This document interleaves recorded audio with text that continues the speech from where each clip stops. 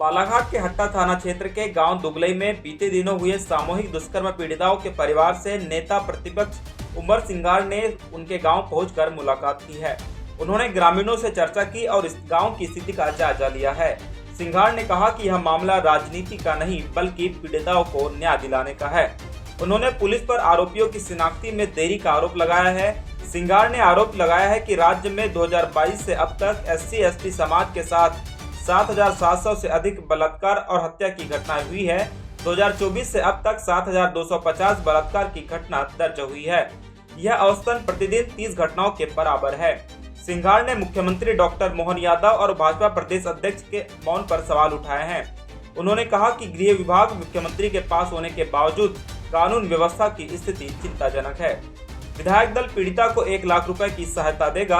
इसके अलावा 32 परिवारों को 10-10 हजार रुपए की मदद दी गई है। नेता प्रतिपक्ष ने मुख्यमंत्री राहत कोष से पीड़िताओं की मदद की मांग भी की है। साथ ही गांव में सड़क, बिजली, पानी, किसानों को 12 घंटे बिजली देने और जर्जर स्कूल को बनाए जाने की बात कही है। इस दौरान बालाघाट जिले के सभी कांग्रेस विधायक मौजूद रहे। दौरा वहां से करके आया दुगलई गांव से।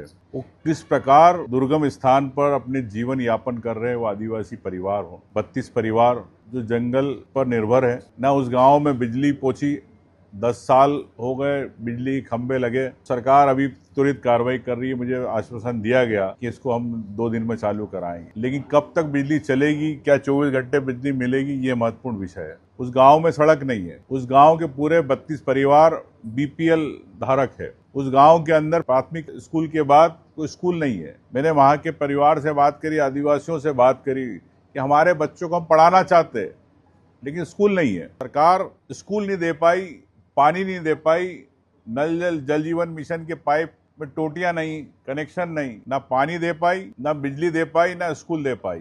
तो ये आप एक बालाघाट के दुर्गम एक छोटे से गांव की आप स्थिति दे सकते हैं कि किस प्रकार से भारतीय जनता पार्टी की सरकार विफल रही। 2022 से अभी तक 7,700 से ज्यादा ST/SC पर पूरे प्रदेश में हत्या, बलात्कार के कई मामले हुए।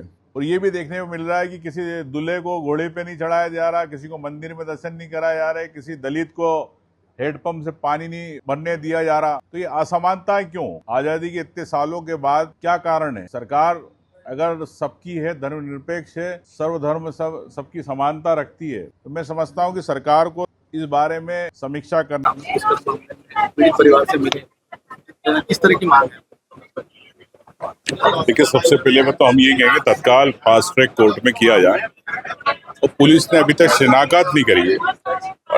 23 तारीख की घटना है। क्या कारण है कि पुलिस शिनाख्त नहीं कर रही? तत्काल पुलिस को शिनाख्त कराना चाहिए ताकि कोर्ट अपना ट्रायल की चालू कर सके। और मैं समझता हूं कि इसमें कोई राजनीति नहीं आना चाहिए, क्योंकि ये एक दरिंदगी है जिस प्रकार से तोड़ के तत्काल इस पे कार्रवाई कराना।